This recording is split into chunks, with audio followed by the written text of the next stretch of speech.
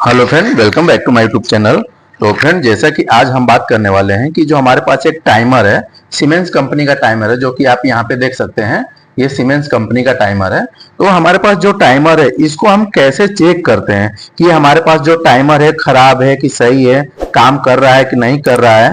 ये सब आज मैं आपको वीडियो के माध्यम से बताने वाला हूँ कि ये जो हमारे पास टाइमर रहता है, चाहे टाइमर किसी भी कंपनी का हो, कंपनी अलग अलग हो सकती है लेकिन फंक्शन सबका सेम ही रहता है।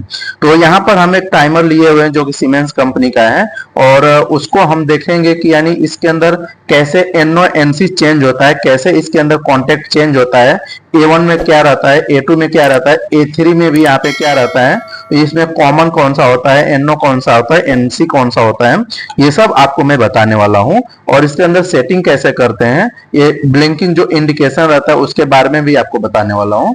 तो फ्रेंड, वीडियो लास्ट तक देखिएगा, आपको पूरा एकदम 100% समझ में आ जाएगा। तो फ्रेंड, सबसे पहले हम बात कर लेते हैं कि ये जो कंपनी है, सीमेंस कंपनी की ये टाइमर है, और यहाँ पे देखिए इसका मॉडल नंबर लिखा हुआ है, ठीक है। और यहाँ पे देखिए, यहाँ पे सेटिंग टाइम रेंज लिखा हुआ है, यहाँ पे देख लीजिए आप, यहाँ पे सेटिंग टाइम रेंज लिखा हुआ है। यहाँ पे 5 से लेके 100 सेकेंड के लिए इसमें सेटिंग कर सकते हैं। और यहाँ पे देखिए वोल्टेज रेट यानी रेटेड वोल्टेज लिखा हुआ है, ठीक है। यहाँ पे देखिए टर्मिनल का यहाँ पे बताया हुआ है, यानी A1 और A2 जो हमारे पास टर्मिनल है, A1 और A2 में 200 से लेके 240 वोल्ट एसी की बात हो रही है। यानी हमारा जो A1 और A2 टर्मिनल है, उसमें हम क्या करेंगे, 200 से लेके 240 वोल्ट एसी वोल्टेज दे सकते हैं। और A3 और A2 में यहाँ पे सिंबल देखिए, सिंबल जो बनाया हुआ है, एसी और डीसी दोनों का सिंबल बनाया हुआ है, देखिए आपको दिख रहा होगा। यहाँ पे A3 और A2 में एसी और डीसी दोनों दे सकते हैं, लेकिन एसी भी 24 वोल्ट होना चाहिए और डीसी भी 24 वोल्ट होना चाहिए। इसलिए हम क्या कर सकते हैं, A3 और A2 में हम एसी और डीसी दे सकते हैं, ठीक है। तो इसका नेम प्लेट पे दिया रहता है। यहाँ पे आप सामने के साइड देखेंगे तो यहाँ पे देखिए, यहाँ पे जो दिख रहा होगा आपको A3, ये सॉरी ये A1 है, ये A1 है, ये A2 है, और ये कॉमन रहता है।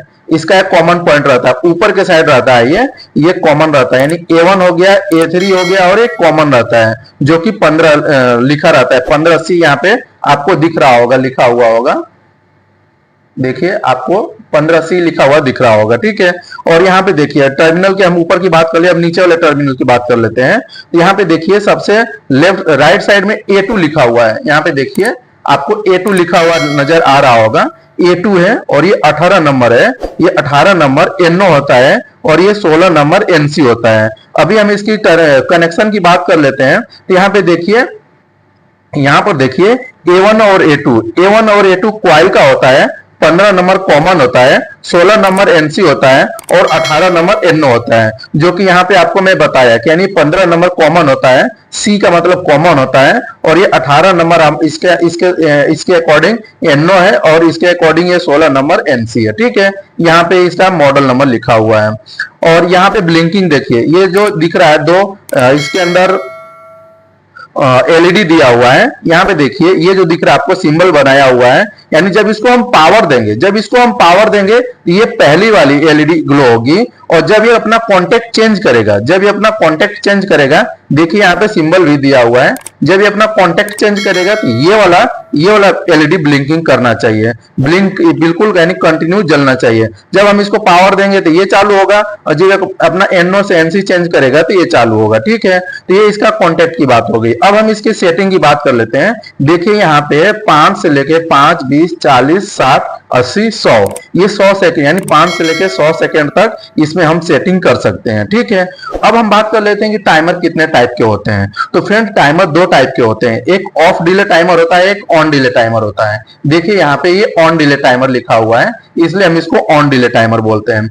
इसका इस्तेमाल कहाँ पे करते हैं, ऑन डिले टाइमर का इस्तेमाल कहाँ पे करते हैं, जैसे हमारा स्टार डेल्टा स्टार्टर हो गया, जब हम क्या करते हैं कि जब फील्ड से चाहे अपने पैनल से पुश बटन दबाते हैं, स्टार्ट का कमांड देते हैं, तो हमारा मोटर क्या करता है, हमारा कॉन्टेक्टर कौन सा पिकअप होता है, पहले मेन और स्टार्ट पिकअप होता है, कुछ सेकंड के बाद हम क्या करते हैं, फिर डेल्टा में अपना डेल्टा और मेन चालू करने लगता है। तो वहां पे जो टाइमर इस्तेमाल किया जाता है ये ऑन डिले टाइमर इस्तेमाल किया जाता है। यानी कहने का मतलब ये है कि हमारा ऑन में डिले करना, नाम से ही पता चल रहा है कि ऑन का मतलब चालू और डिले का मतलब डिले यानी देरी करना। तो यानी ऑन में देरी करना यानी देरी से चालू करना। तो सपोज दैट मान लीजिए सपोज दैट हमारा स्टार डेल्टा स्टार्टर है, स्टार डेल्टा स्टार्टर है, तो उसको यदि हम पुश बटन से ऑन का कमांड देंगे तो पहले हमारा मेन चालू होगा, फिर डेल्टा चालू सॉरी मेन और स्टार चालू होगा, फिर जो इसके अंदर हम सेटिंग किए हुए हैं, मान लीजिए 5 सेकंड के अंदर सेटिंग किए हुए हैं, तो इसके अंदर क्या होगा कि यानी 5 सेकंड तक स्टार चलेगा,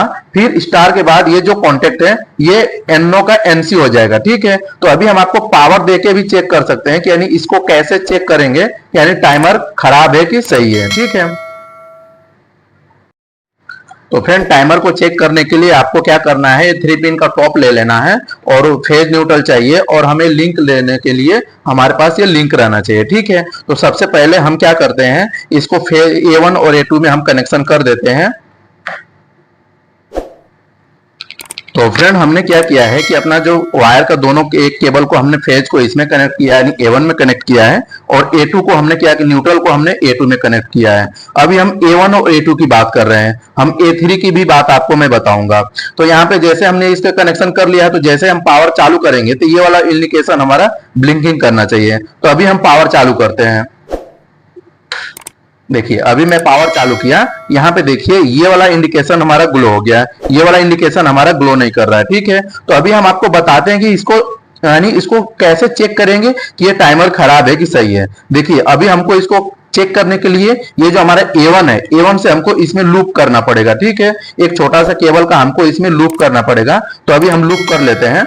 ठीक फ्रेंड, आपके अकॉर्डिंग मैंने क्या किया है, ये जो हमारा A1 से 15C में यानी 15 में हमने लूप कर लिया, यहाँ से लूप कर लिया यानी कॉमन में हमने पावर दे दिया। तो जैसे ही हमने क्या करेंगे, इसको जब पावर देंगे, जैसे हम इसको पावर ऑन करेंगे, ये वाला ब्लिंकिंग होना चाहिए, ये वाला ब्लिंकिंग होना चाहिए और हमारा एनसी में पावर आना चाहिए। जैसे ही हमने पावर चालू करेंगे, हम पावर चालू करेंगे तो ये कॉमन से हमारा एनसी में आना चाहिए, एनओ में नहीं आना चाहिए। एनओ में कब आएगा, जब ये 20 सेकेंड सेटिंग किए हुए हैं, इसके बाद हमारा ये एनसी का एनओ हो जाएगा और एनओ का एनसी हो जाएगा। यानी कहने का मतलब ये है कि 20 सेकंड के बाद ये वाला पावर हमारा कट जाना चाहिए, ये पावर इसमें आना चाहिए। ठीक है, तो अभी हम पावर चालू करते हैं। देखिए अभी हमने पावर चालू किया तो ये वाला पावर इसमें आ गया। अभी देखिए इसमें पावर आ रहा है हमारा, ये टेस्टर आपको ग्लो करता हुआ नजर आ रहा होगा। देखिए अभी टेस्टर ग्लो हो रहा है। ठीक है, तो अभी हम बात देख लेते हैं कि यानी 20 सेकंड के बाद ये हमारा चेंज ओवर होता है कि नहीं होता है। देखिए अभी टेस्टर हम लगा के रखे हुए हैं ताकि आप भी देखिए, थोड़ा दिन का टाइम है इसके लिए टेस्टर आपको कम ग्लो कर रहा होगा, लेकिन आप ध्यान से देखते रहिएगा। ठीक है, तो देखिए यहाँ पे हमने टेस्टर लगा के रखा हुआ है।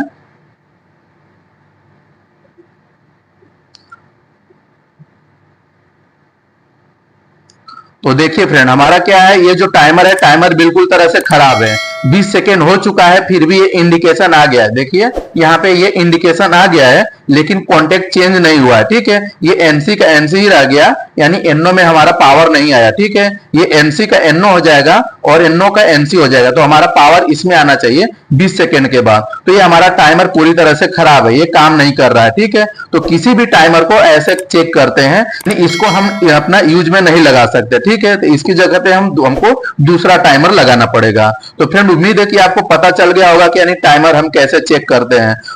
तो फ्रेंड हमने क्या किया है, कनेक्शन इसमें किया यानी A1 में दिया है और A2 में दिया है। ठीक है, यदि हमको A3 में कनेक्शन करना है तो हमको A3 में क्या करना पड़ेगा, 24 वोल्ट AC या 24 वोल्ट DC देना पड़ेगा।